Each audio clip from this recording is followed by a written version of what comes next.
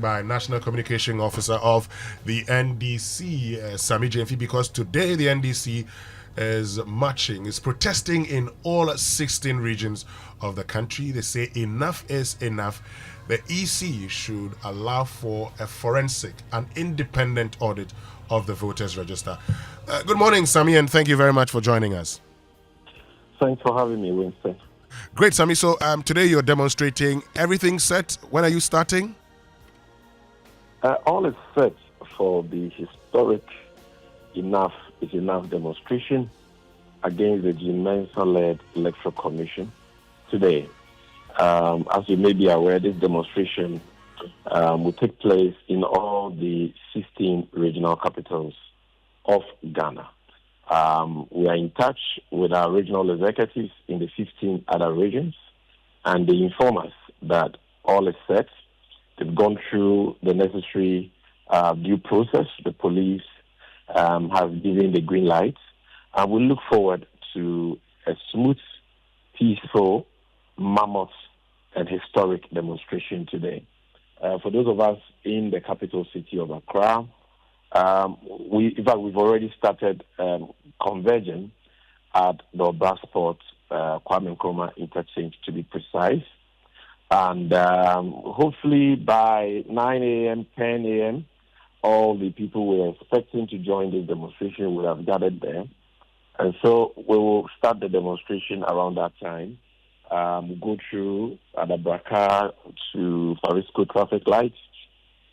From there, we'll go through TUC, go through ministries, pass behind the stadium to Parliament, where we'll be presenting a petition to the Speaker of Parliament, asking for Parliament to do the needful, to do what is expected of them for us to have a free and fair elections.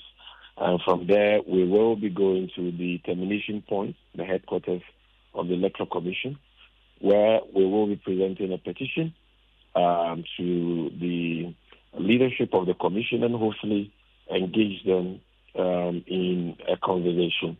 We will also be addressing the crowd, and by extension, the nation from the frontage of the Electoral Commission. And so most of the activities will happen in front or at the frontage of the Electoral Commission. So all is set. The police has given us every indication that they are ready to provide us with the needed security. We are looking forward to a very historic demonstration today. Now, the Electoral Commission is indicated, and I listening to news file over the weekend. They say they are willing to engage you. They say the evidence that you have initially presented have been resolved, and so all other challenges that you have should be presented to them, and they would deal with it. So today, as you meet the Electoral Commission, will the demands change, or it's still a forensic audit? Well, everything you just recounted as coming from the Electoral Commission is simply contrived. If it is true that the Electoral Commission has resolved all issues with the 2024 provisional register, then they should be the first to actually call on political parties to come for the corrected version of the register. Because, Winston, exhibition of the register has ended. Okay? So if somebody tells you that we have corrected all problems with the register, and yet the person is not willing to give you that corrected version, neither are they willing to re-exhibit that corrected version, then you should know that they are telling you a cock and bull story.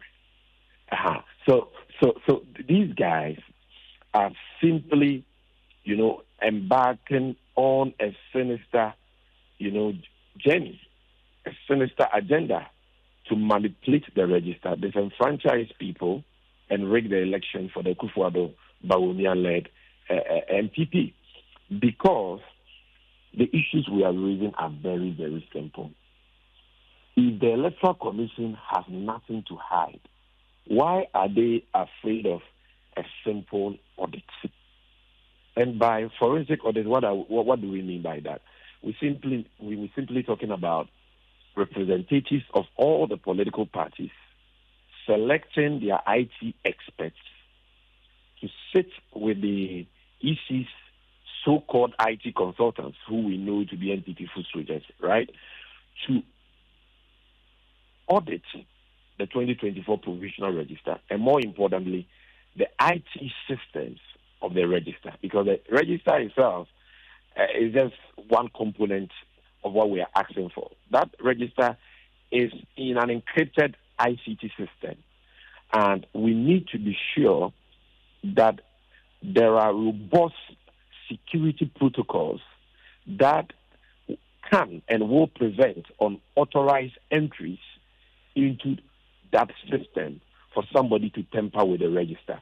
Because so far, the evidence we have found show clearly that the IT systems of the EC and the register itself are not secured, and they have been tampered with. And they've been tampered with significantly in such a way that hundreds of thousands of Ghanaians, registered voters, stand the risk of being disenfranchised on 7 December 2024. Why do I say so? You recall the Pusiga incident. Mm-hmm. Initially, the Electoral Commission had told us that it is not possible for anybody to be transferred in absentia. And in fact, if you look at the law governing voter transfer, which is Regulation 22 of CI 91, for a voter to be transferred from police station A to police station B, that voter must be physically present at a district office of the EC, apply to the district returning officer, making the case that, look, I've moved from my original polling station to this new community in the last 12 months, and so I want to transfer my votes from my original polling station to this new place where I live. So no one can and should be transferred in absentia unless they themselves apply physically to a returning officer of the EC at one of their... That is what the EC had told us all along, only for us to find out that more than 38 registered voters in Tamale South and Sanarigu have been transferred illegally in absentia and without their consent to Pusiga. In fact, we have now found 5 additional people who fall within that same category. So how is it possible that a common returning officer of the EC in Pusiga could have access to the EC's IT systems and database to illegally transfer people? How is that possible? That a common EC returning officer can transfer registered voters in absentia. Okay. Clearly, that calls into question the entire IT systems of the Electoral Commission. And when you say this, they say that, oh, it is only in Pusiga that we have this and we have rectified it. It is not true. It happened in the Sumato South. 32 people illegally transferred in absentia and without their consent to Infiatre. It happened in Ufurukum. It has happened across the length and breadth of Ghana, and the data is available.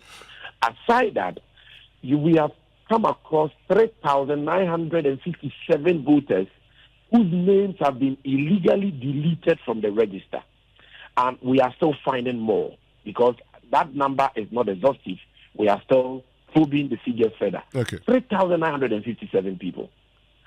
And you're talking about a nation where it is possible for somebody to win a parliamentary seat with 1 vote, with 2 votes, with 3 votes.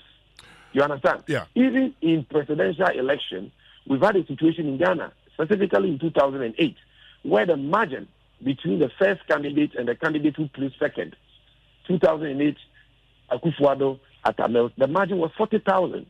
Today, we have come across 243,000 names in the voter transfer list, which are not supposed to be there.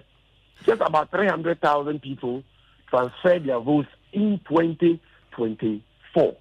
But the register we have been given, the transfer list we have been given by the EC, has more than 500,000 names. So it is bloated by over 243,000. I mean, how can you accept this? This is something that the EC itself has admitted to. Then you have over 15,000 people who have also been transferred illegally. And if you look at the transfer register, the transfer part is not indicated. In other words, where they were originally and they were transferred from there to their new places are not indicated. So these are all illegal, opaque, transfers that have been done in secret by NPP elements in the Electoral Commission. When you talk about this, the Electoral Commission say, "Oh, bring us the data, we'll correct it." So, Sammy, you know what we're going to do now? We would discuss all of these issues tomorrow, post the demonstration. So let's have a conversation tomorrow, okay? That would be beautiful. Thank you very, very much. Sammy Gyamfi, who is National Communications Officer of the NDC, joining us here